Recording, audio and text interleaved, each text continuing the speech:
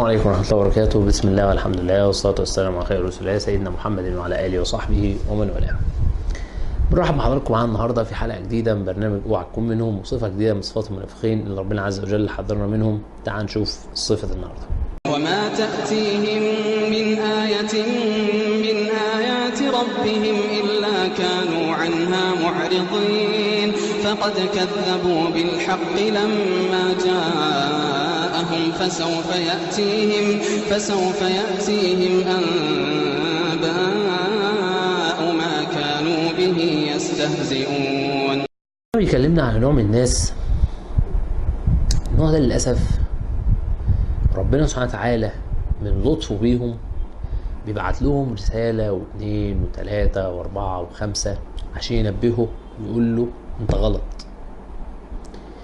لكن هو من كتر النفاق اللي في قلبه ما بيتعظش من هذه الرسائل دي ما بتفوقوش. ودي اللي بيفرق قلب المؤمن من قلب المنافق. قلب المؤمن اول رسالة بينتبه، يعرف ان ربنا بيقول له خد بالك انت غلطان. فانا بسألك، ربنا سبحانه وتعالى بعت لك كام رسالة؟ مرة بعت لك رسالة في الشغل، مرة بعت لك رسالة في ولادك، مرة بعت لك رسالة في مراتك، مرة بعت لك رسالة في ايه وفي ايه وفي ايه، وانت لسه زي ما انت مش عايز تفوق من اللي انت فيه، وانت زي ما انت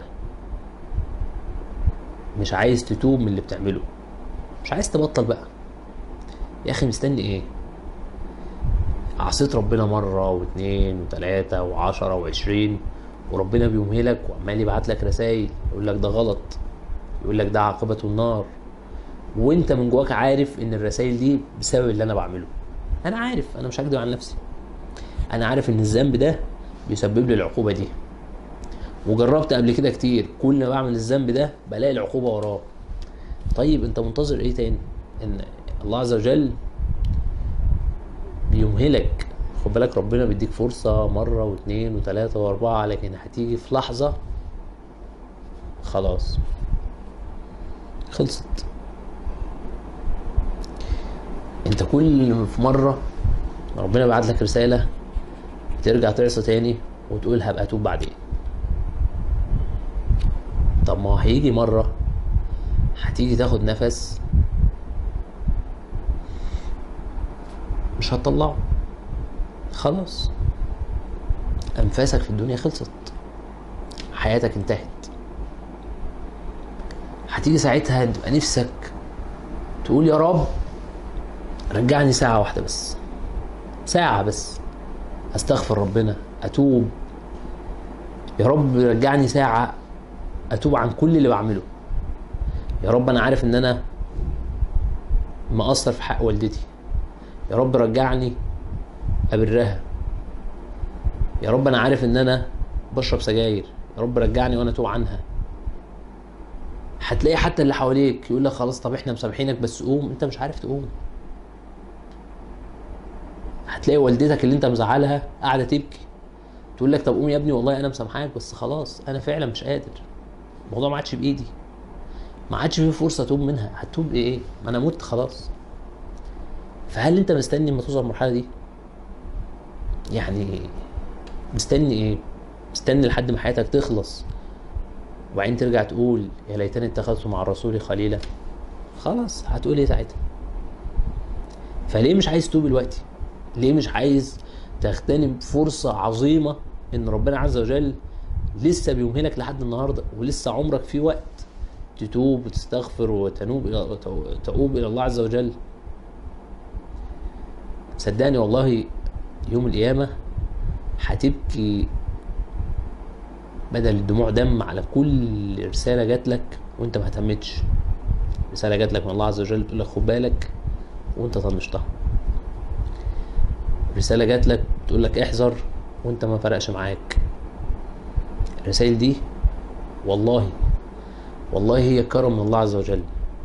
غيرك كان بيتمنى انه مثلا جات له رسالة واحدة، كان يتمنى تجيله رسالة كمان تفوقه، ما جاتلوش الرسالة التانية دي. انت ربنا انعم عليك جات لك رسالة واثنين وثلاثة واربعة وخمسة، مستني ايه؟ ايوه قول لي مستني ايه؟ مستني ايه عشان تتوب على اللي بتعمله؟ ليه مش مصدق ان انت ممكن تموت الوقت اهو؟ ليه مش مصدق؟ ليه مش مصدق فجأة ان انت بدل ما انت مستمتع بحياتك ومبسوط وبتروح وبتيجي، ان خلاص حياتك انتهت، وان انت في قبر وبتحاسب وبتسأل عن كل اللي بتعمله، بتسأل عن الشتايم والمعاصي والذنوب وكذا وكذا. ليه مش مصدق؟ فاذا بنقول لك ان الذي لا يتعظ رسائل الله عز وجل هو المنافق، انما المؤمن من اول رسالة بيعرف والرسالة بتوصل له والمعنى بيوصله ان خد بالك ده غلط، وبيبدأ يتوب ويستغفر ويرجع إلى الله عز وجل. لذلك ربنا عز وجل ذكر من صفات المؤمنين انهم فعلوا فاحشة او ظلموا انفسهم ذكروا الله فاستغفروا لذنوبهم. هم خلاص هم عارفين اول ما بيغلطوا بيرجعوا لله عز وجل. فبنقول لك قوم قبل ما تبقى خلاص مجرد البقاء لله. يا جماعة عبد الرحمن توفى، كان في واحد اسمه عبد الرحمن ومات، ويبقى ولا ليك اي حاجة تعملها ولا في ايدك اي حاجة تعملها. الفرصة موجودة ان انت تقوم وتجتهد وتسعى وتغير كل اللي انت بتعمله وتتوب الى الله عز وجل وتشكره سبحانه وتعالى على انه بعت لك رسائل عشان تفوق من اللي انت بتعمله. فقوم واغتنم الفرصة قبل ما تروح منك. سبحانك اللهم وبحمدك، نشهد ان لا اله الا انت، نستغفرك ونتوب اليك. السلام عليكم ورحمة الله وبركاته. لا تنسوا الاعجاب بالفيديو والاشتراك في القناة تشجيعا لنا لنستمر بنشر المزيد ان شاء الله.